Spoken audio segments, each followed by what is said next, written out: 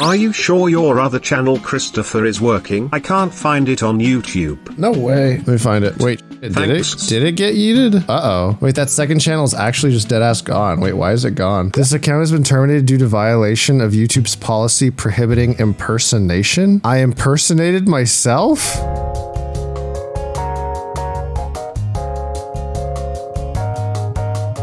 All right.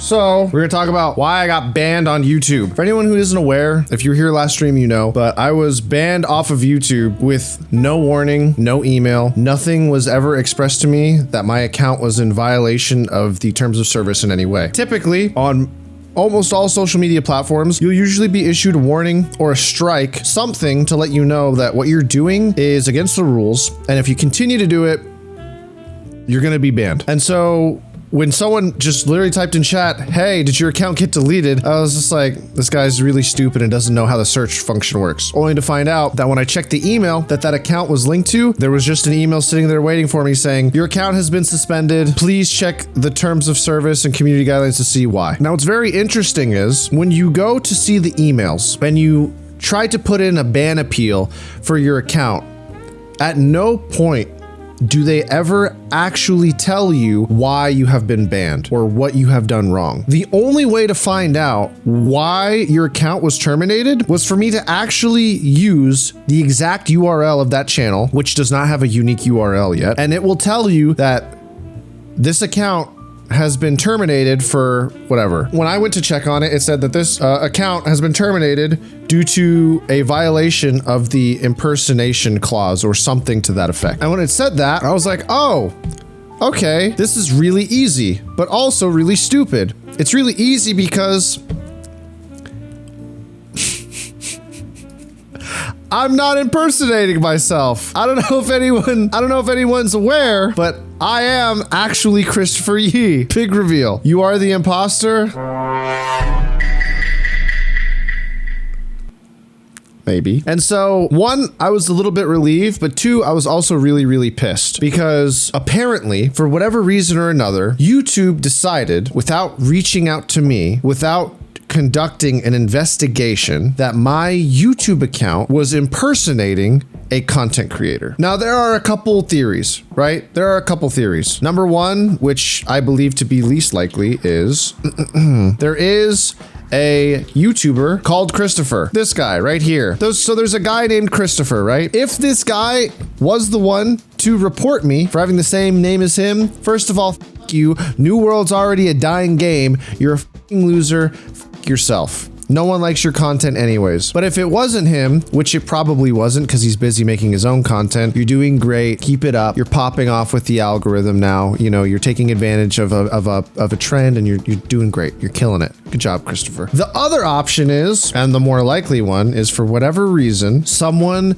mass reported my channel as impersonation. They probably used my main account as the evidence for this other account is impersonating this YouTuber. They're uploading streams or edited content from his streams and pretending to be this person, which is probably what happened. That's my guess and that's my assumption. And number one, part of the reason why I'm so upset is because if you do any amount of research, it is very obvious that this is me for multiple reasons. The videos are the same person in the profile picture. This channel also prompts you and links you in every single video to the main YouTube account. It says, hey, dumbass, go to the, oh wait, no, it doesn't say that.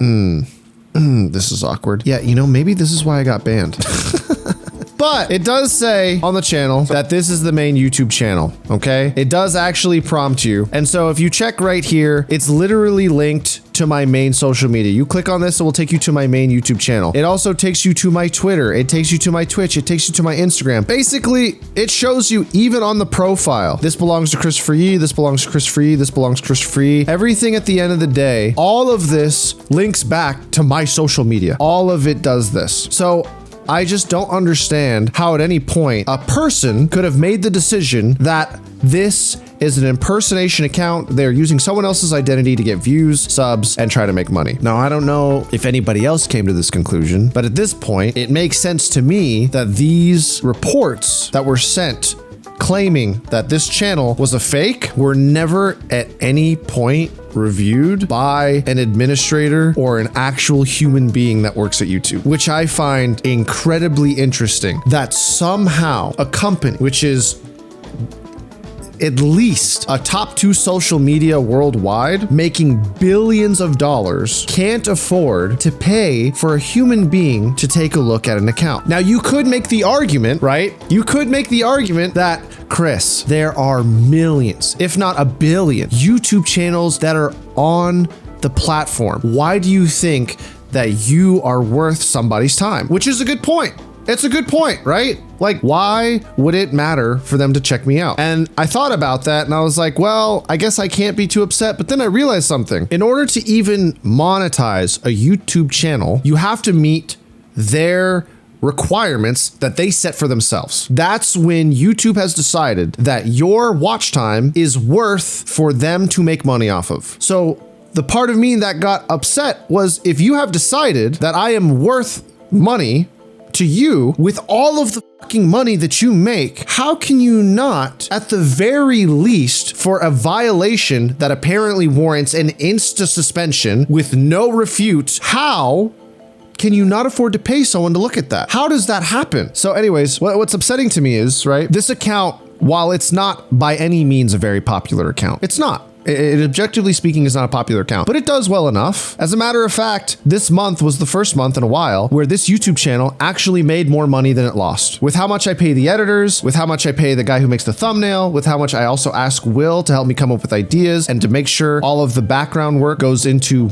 making these videos possible, it actually made money for the first time. Me being upset about this and realizing what was going on, I put out a tweet. Care to explain why my channel was deleted for impersonation? This account literally belongs to me. I know that imposter syndrome is. I try to be funny. I know what imposter syndrome is, but I don't think I'm literally impersonating myself. This is what happened when you go to the URL of that channel. Prohibiting impersonation. How? So after this, I got an email saying, hey, buddy, if you would like to appeal this, if you feel like a mistake has been made on our part, here's a link to do that. So I put on my wig with the bob cut, with the blonde hair and the highlights, and I typed up an email. And I said, hey, you fucked up. I own this account. This is literally me. If you're questioning or worried that I am impersonating the YouTube channel KristoferYee, same guy, buddy. I know I got fatter during quarantine, and I might look a little bit different, which is kind of fucked up of you to point out in the first place, but it's still me. That part hasn't changed. I am that guy.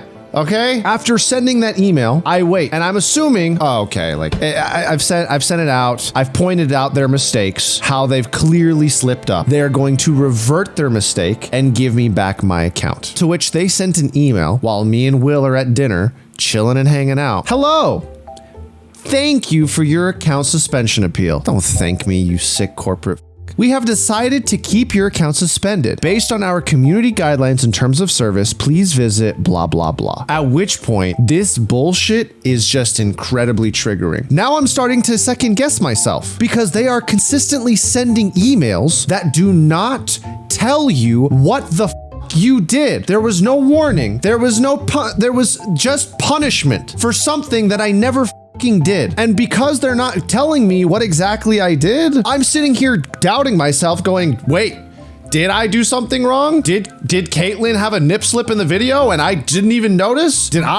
Are male nipples on YouTube a big no-no? What happened? What did I do? And on top of it, now I don't have any options to appeal this further. I have no options. And so I tweet out, I don't understand how you can suspend an account, removing all of the work and effort that I put into it, not giving any clarification on why it happened. Why do I have to @ you on Twitter only for you to be vague and unhelpful via email? What rule is broken? And so at this point, I'm like, I don't know what to do, because for those of you that haven't noticed, I've taken a little bit of a content shift. Don't get me wrong. There's still technology. I still do tech. All right, I'm still gonna do it. So now that I don't have this channel that I've already put work, time, money, and effort into to get going, now I'm like, well, it's gone. If I don't have a YouTube channel to upload my content to, am I just going back to doubling down on to tech content? Is it done? Is it over? And I think for YouTube to not send anything in the email clarifying what might happen to your money. Is your account perma gone? Is there any chance you get it back? What can you do to fix it? It's just incredibly stupid and it's incredibly naive. And the reason for that is this. Let's be real. The game on YouTube has changed. The ante is up. What you have to do for content to succeed these days, a lot of times costs a lot of time and a lot of money. It's like you're an event manager, but for YouTube videos. If we pay attention to anything, Mr. Beast has raised the game tremendously. People expect and want to see someone win a Lamborghini or $1 million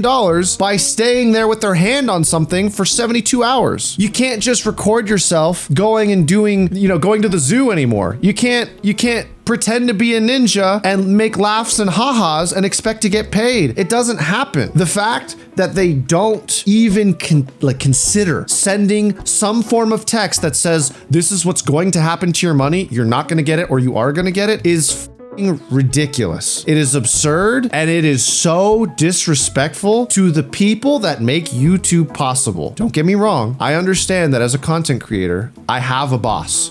Big Brother YouTube. It's up there. And that I, to them, am one tiny little speck of sand. But the thing is, without a ton of little specks of sand, you can't have a beach. You can't have a desert. And I know that you can get away with treating a few people and a few specks of sand like shit and getting rid of them. But without those specks of sand, you can't have a greater, bigger thing, which is YouTube. You can't treat people like shit when they are the reason that you get to do what you want. And realistically, YouTube could probably actually ban Mr. Beast and still be a very profitable company. As a matter of fact, I know they could. Will they? Of course not. Of course they wouldn't. But they know they can do this, which is probably why this system of where they will just have a robot review your shit can still exist. It's probably why that happens. So now I'm sitting at dinner with Will, sad as shit about all of the money that we have spent on content, money that we're not going to see back potentially, money that I've already spent, that it doesn't make sense for me to do that content anymore because I don't have a YouTube channel where I can put it. I just had no clue what to do. I sit there and wait, and randomly, for whatever reason, I get an email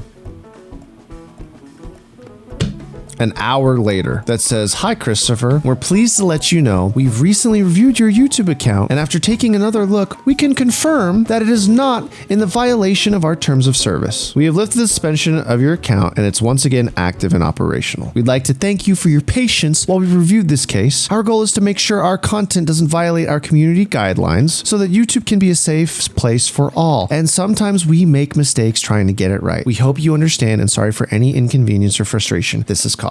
If you have any further questions, please feel free to reach out to us here." Yeah, so I have a further question. So all of the momentum that I had on my YouTube channel, previously, all that momentum of a certain amount of viewership to be expected each hour, of a certain amount of subs to happen each hour, a certain amount of money to be made per day from all of that viewership I'm getting on ads. Am I going to get that back? Or is my channel just going to be Because as things stand right now, that YouTube channel, it gets less views per hour. It's not making as much money as it was. And so at no point did I ever actually talk to a human being. The only human beings I got to talk to were people on Twitter who reached out saying, "Hey, I think I have someone you can talk to. Reach out if this shit doesn't fix itself." I'm not sure how many verified Twitter accounts it took to comment on those tweets for an actual human to take a look at what happened and fix it. But I can only assume that after being denied my appeal and then an hour later, they were like, "Oopsie, JK. We just, psych."